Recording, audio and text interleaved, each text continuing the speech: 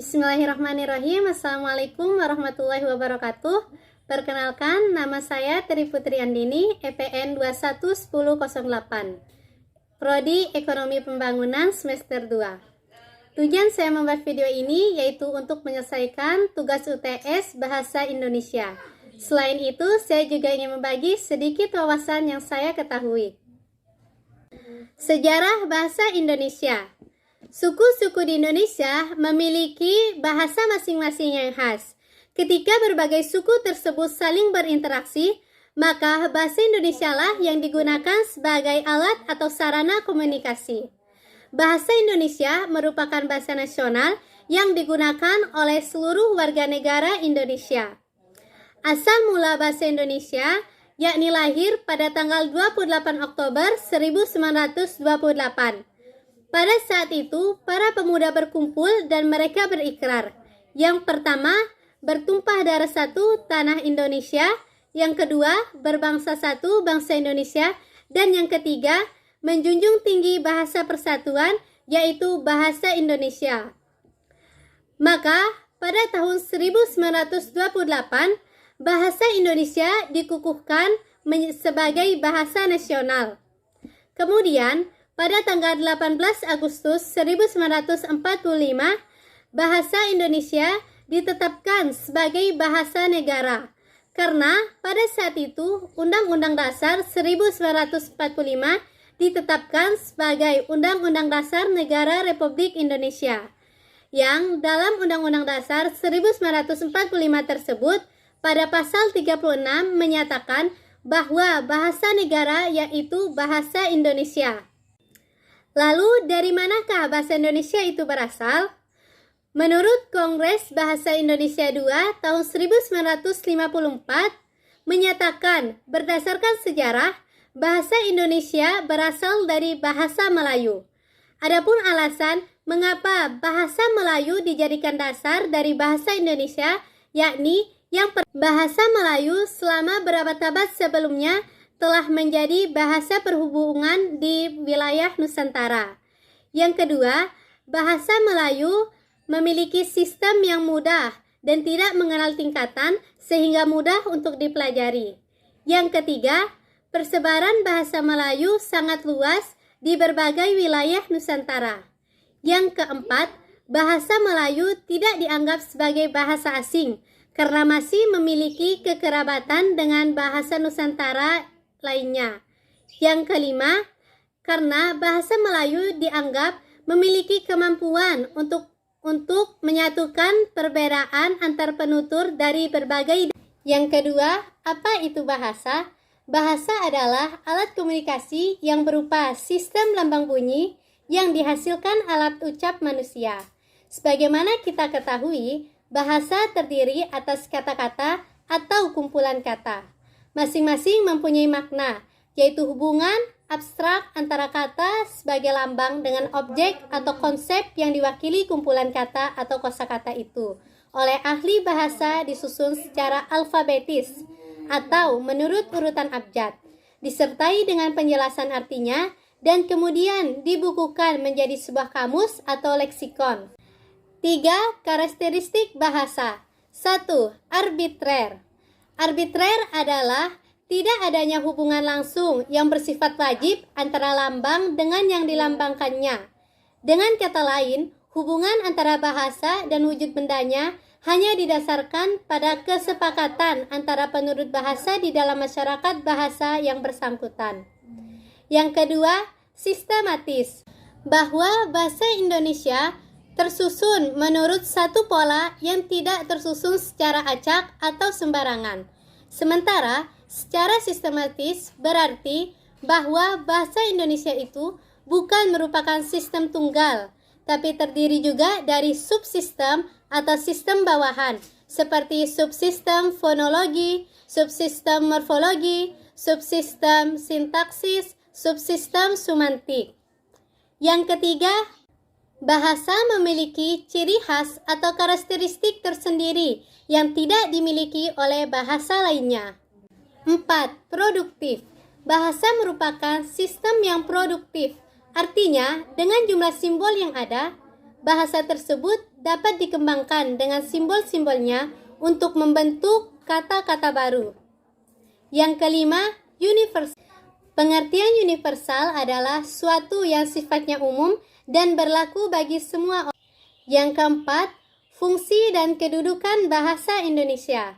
Pada umumnya, fungsi dari bahasa Indonesia terbagi menjadi dua, yaitu berdasarkan kedudukannya sebagai bahasa nasional Indonesia serta kedudukannya sebagai bahasa negara.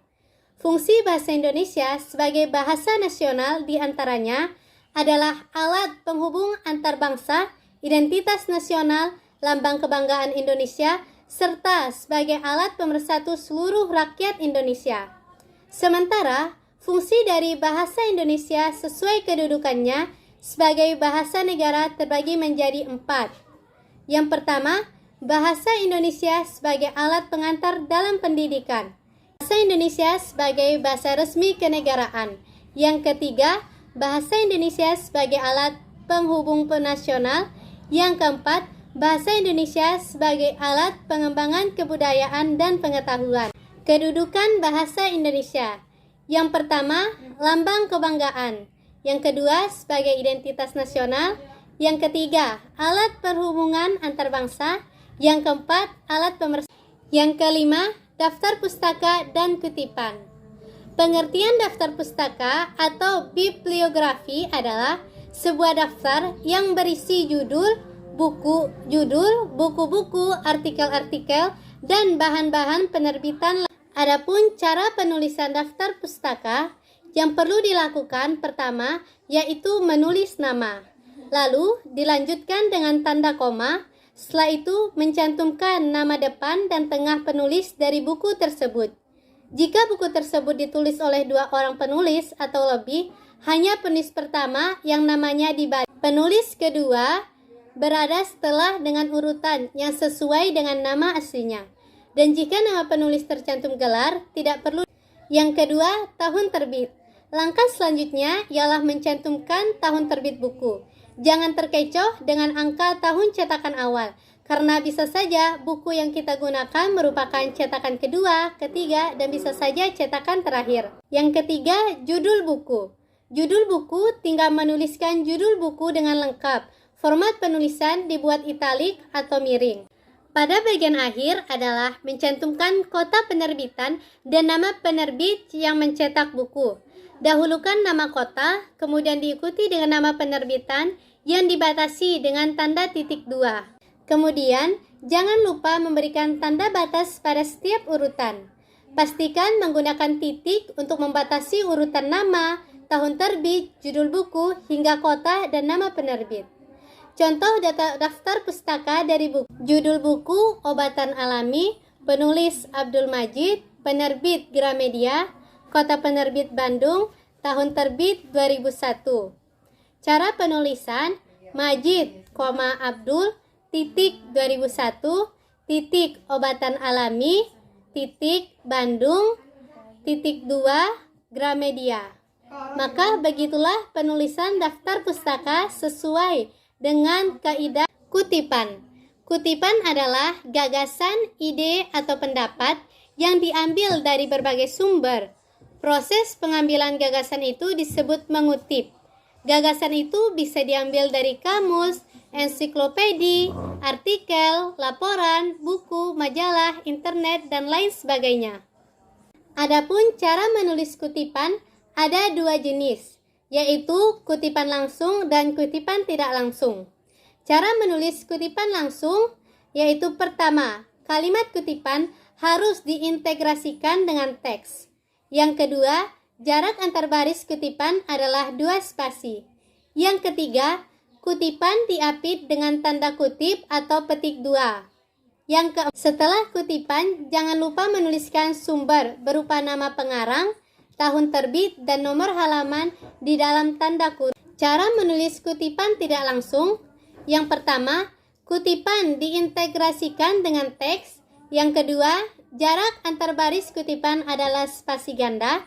Yang ketiga, kutipan tidak diapit dengan tanda kutip atau tanda petik 2. Yang keempat, setelah kutipan, jangan lupa untuk menuliskan sumber kutipan. Contoh kutipan, Kecerdasan buatan merupakan suatu sistem yang di dalamnya terdapat entitas ilmiah yang berfungsi untuk memproses data eksternal secara cepat dan akurat. 6. Kearifan lokal. Definisi kearifan lokal jika dilihat dari Kamus Inggris Indonesia, kearifan lokal berasal dari dua kata, yaitu kearifan, wisdom, dan lokal. Wisdom berarti kebijaksanaan, dan lokal berarti setempat. Dalam arti lain, lokal wisdom atau kearifan lokal yaitu gagasan, nilai pandangan setempat atau lokal yang bersifat bijaksana, penuh kearifan, bernilai baik, yang tertanam dan diikuti oleh anggota masyarakatnya. Pengertian kearifan lokal yang lain yakni kearifan lokal merupakan bagian dari budaya suatu masyarakat yang tidak bisa dipisahkan dari bahasa masyarakat. Contoh kearifan lokal di wilayah Sumbawa, salah satunya yaitu Barapan Kebo. Barapan Kebo adalah salah satu atraksi budaya masyarakat Sumbawa di Nusa Tenggara Barat, yang merupakan suatu tradisi khas yang dimiliki masyarakat agraris di Sumbawa, yang hingga kini masih tetap dirawat dan dilestarikan, serta tidak kalah menariknya dari tradisi budaya yang dimiliki di daerah lainnya. Barapan Kebo atau Karapan Kerbau merupakan tradisi khas masyarakat Sumbawa, Nusa Tenggara Barat sebagai wujud pertabayan dan silaturahmi antar masyarakat. Makna Barapan Kebo dalam masyarakat Sumbawa yakni memungkinkan seseorang untuk bisa berangkat ke Tanah Suci dan menunaikan ibadah haji. Memelihara 4 ekor kerbau bagi masyarakat Sumbawa dapat dipergunakan untuk biaya berangkat haji. Barapan Kebo memiliki nilai historis dan religius dalam masyarakat Sumbawa, yakni yang pertama dari segi ekonomi. Kerbau membantu perekonomian masyarakat Sumbawa, khususnya masyarakat petani dan peternak. Yang kedua, segi religiusitas. Barapan Kebo menyatukan semua komponen masyarakat Sumbawa dan memperkuat tali silaturahmi. Barapan Kebo tidak hanya dilakukan oleh pria dewasa, namun juga anak-anak, terutama dalam masyarakat Desa Lamenta, Sumbawa. Menggelar Barapan Kebo di wilayah Sumbawa dapat membangkitkan semangat masyarakat untuk mencintai karapan kerbau. Selain untuk melestarikan budaya, juga menambah nilai tentang kerbau, sehingga masyarakat terpacu untuk tetap melestarikan kerbau. Barapan Kebo juga memiliki arti, gambaran, dan orientasi seorang dalam mengarungi hidup, yang dilakukan secara lurus, bersemangat, dan harus mencapai 8. Bahasa yang baik dan benar. Bahasa yang baik menurut saya adalah bahasa yang sesuai dengan situasi. Sebagai alat komunikasi, bahasa harus dapat efektif menyampaikan maksud kepada lawan bicara. Karenanya, laras bahasa yang dipilih pun harus sesuai. Adapun bahasa yang benar adalah bahasa yang sesuai dengan kaidah bahasa baku, baik kaidah untuk bahasa baku tertulis maupun bahasa baku lisan. Baik teman-teman, cukup sekian yang dapat saya sampaikan pada video kali ini. Kurang lebihnya saya mohon maaf. Wassalamualaikum warahmatullahi wabarakatuh.